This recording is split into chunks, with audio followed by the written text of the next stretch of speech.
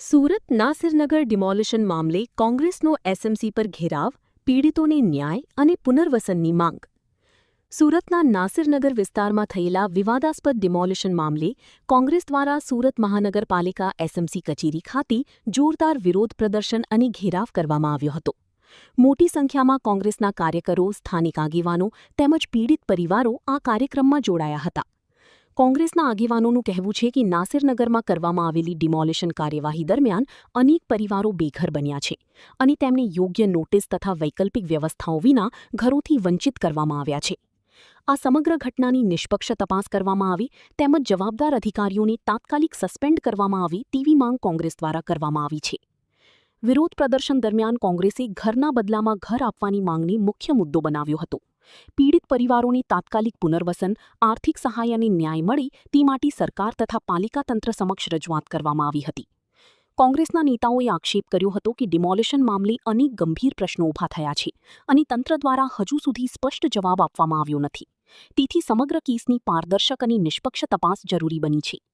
આ પ્રસંગે કોંગ્રેસે ચેતવણી આપી હતી કે જો પીડિત પરિવારોને ન્યાય નહીં મળે અને જવાબદાર લોકો સામે કાર્યવાહી નહીં થાય તો આગામી સમયમાં વધુ ઉગ્ર આંદોલન કરવામાં આવશે.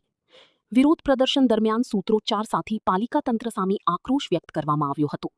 નાસિરનગરના બેઘર પરિવારોના હિત માટે કોંગ્રેસે લડત ચાલુ રાખવાનો સંકલ્પ વ્યક્ત કર્યો હતો અને વહેલી તકે યોગ્ય ઉકેલ લાવવાની માંગ ઉઠાવી હતી. આ પ્રેસનોટ સમાચારપત્ર અને ડિજિટલ મીડિયા માટે ઉપયોગી રહેશે.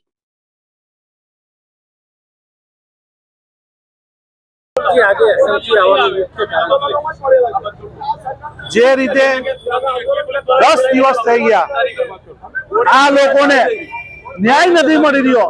10 દિવસથી ઘર બહાર વગરના થઈ ગયા છે. એ લોકોને ન્યાય નથી મળતો.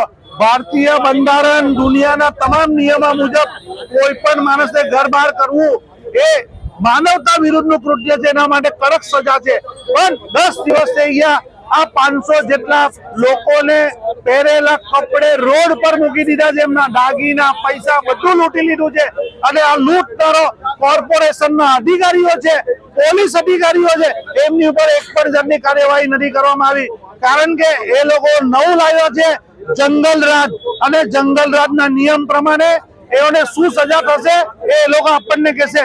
પણ અમે કોંગ્રેસ પાર્ટી આ જંગલ રાજની અંદર તમારા નિયમ પ્રમાણે આ લોકોને શું સેવા કરવા, હું ન્યાય આપશો એની અમે સવાલ પૂછવા આવ્યા કે તમારા જંગલ રાજના કયા નિયમ પ્રમાણે આ લોકોને ન્યાય મળશે એ માંગણી કરવા આવ્યા છે.